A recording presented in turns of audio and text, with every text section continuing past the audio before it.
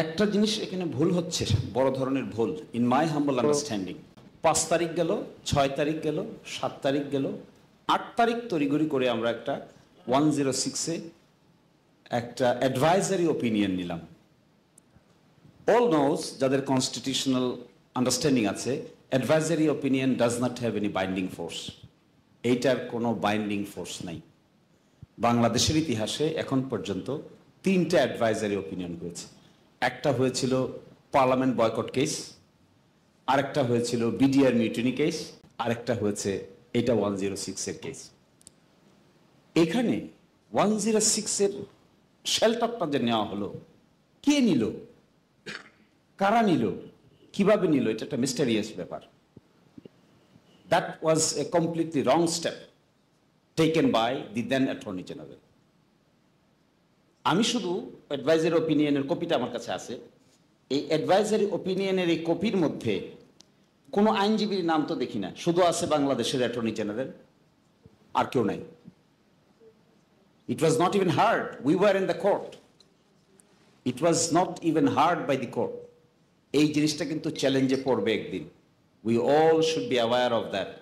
This process of issuing advisory opinion will be questioned constitutionally sooner or later. এটা আসবে খুব দ্রুত। আমরা অরিজিনাল ফাইল বিভিন্ন সময় দেখতে চেয়েছিলাম, আমাদেরকে দেখতেও দেয়নি। সো এই কথাটা আমি এখানে রাখলাম। Time will say what will be its fate. আমার তো ধারণা যে বা যারা এই কাজ করেছেন সুপ্রিম কোর্ট তাদের অ্যাডভাইজারি ওপিনিয়নের জুরিসডিকশন সম্পর্কে এবিসি ধারণাও নাই। That was completely a miss aborted step taken by the then authority, যেই নিয়ে থাকেন না কেন। তাহলে কি ছিল তখন? আমি আজকে হিসাব করে দেখলাম সকালে, আমাদের সংবিধানের 153টা আর্টিকেল আছে, তার মধ্যে 57 article has been abrogated as of today. 57টাকে আমরা নিজেরাই কিল করে ফেলছি। 57টা এখন আর ফাংশনাল না। 153টার মধ্যে 57টা গন কেস। আর এখন এসে আমরা বলতেছি we are within the constitutional mechanism. Where is the source of constitutional? কোথায় মেকানিজম? কোথায় ইউনিট সরকারের মেকানিজম? কোথায় আছে সংবিধানে? Where is the concept of interim government? For argument's sake, যেটা ধরাও হয় 106-এ সুপ্রিম কোর্ট দিয়েছে, can the Supreme Court create an extra constitutional measure by taking shelter to Article 106? Answer is no. They cannot take. Supreme Court 106-এর shelter নিয়ে extra constitutional measure আবিষ্কার করতে পারবে না। Never ever possible. Indian Supreme জুরিসডিকশনে advisory opinion এখন পর্যন্ত 26 বার এক্সারসাইজ হয়েছে। ইন্ডিয়ান সুপ্রিম কোর্টে হয়েছে, পাকিস্তানে হয়েছে, আমাদের দেশে 3 বার হয়েছে। কোথাও কেউ দেখাতে পারবে না যেখানে অ্যাডভাইজারি ওপিনিয়নের শেল্টার নিয়ে এক্সট্রা কনস্টিটিউশনাল মেজারকে কনস্টিটিউশনাল বলা হচ্ছে। Nobody can show this. Abruptly করলে এরকম হয় আর কি, হঠাৎ করলে এরকম হয়, না বুঝে করলে এরকম হয়। বুঝতে না পারলে বোঝার লোকদের সঙ্গে আলাপ আলোচনা তো করতে হবে না। That was a wrong step taken by, serious wrong step. এখন এসে আমরা আর্গুমেন্ট করছি যে আমরা উইদিন কনস্টিটিউশন আছি। কিভাবে উইদিন কনস্টিটিউশন আছি? কি করে আমরা এখানে এই আমরা 31 পলিটিক্যাল পার্টি বিষয়ে আলোচনা করছি, সংবিধানের কোন কোন ধারা অনুচ্ছেদ সংশোধন করা যাবে না যাবে। কোথায় পেলাম এই ক্ষমতা? Who gave us the power?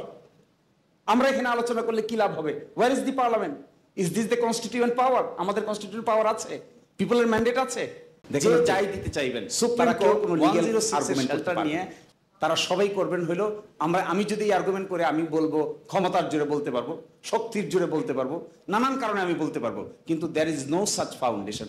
আমরা যে বলছি ফেব্রুয়ারিতে নির্বাচন হবে, under what law? Where is the law? Under what law the election will take place? Where is the law? Who can say this is the law? কে বলতে পারে কোথায় আইন আছে? আমাদের 106-এর অ্যাডভাইজারি ওপিনিয়নটা বাংলায় দেওয়া দেখবেন 12-14 লাইন। একটা বার তো বলা নাই ইন্টারিম গভর্নমেন্টের পিরিয়ড কতদিন হবে, how long this government will continue. There is no such mechanism. এত কিছুর পরে আমরা বলছি যেখানে পার্লামেন্ট মানে গভর্নমেন্ট সিস্টেম নাই, প্রেসিডেন্ট সিস্টেম নাই, পার্লামেন্ট নাই, আমরা বলছি উই আর নাকি within the constitution. This understanding is my humble view is a serious misunderstanding of the constitutional jurisprudence, also the political jurisprudence. এখন এখান থেকে রাস্তা হলো দুটা।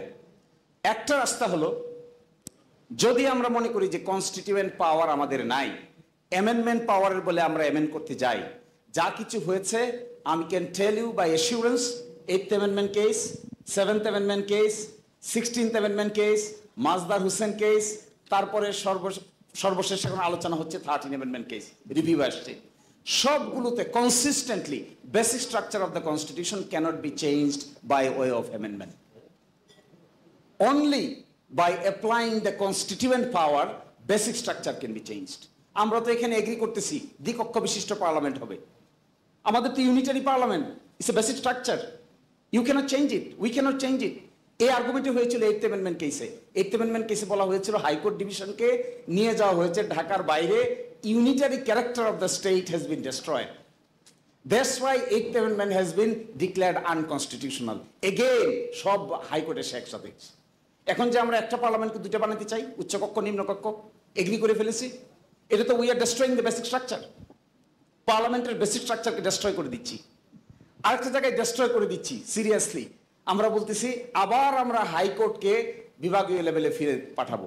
এই ব্যাপারে তো সুপ্রিম কোর্টের রায় হয়ে গেছে, এই ব্যাপারে তো 8th অ্যামেন্ডমেন্টের রায় হয়ে গেছে, কনস্টিটিউশন অ্যামেন্ডমেন্ট করা হয়েছে তো আর্টিকেল 100, আর্টিকেল 100 তো আবার নতুন করে রিভাইভ করে গেছে।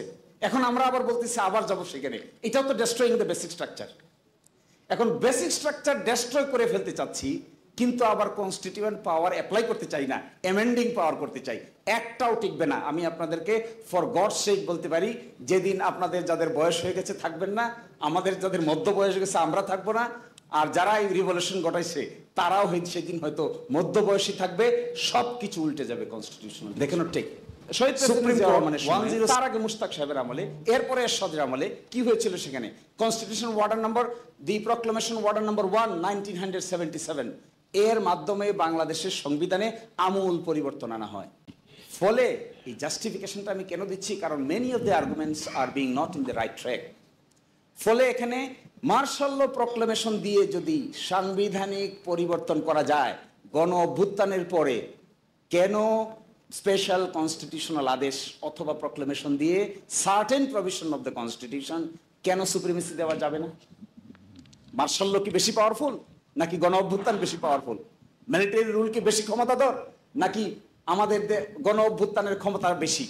In my humble understanding, this mass movement is much more powerful than any other military law. ফলে যে আর্গুমেন্ট করা হচ্ছে যে এই ডিক্রি জারি করতে গেলে লাগবে হলো মিলিটারি চিফ, নো,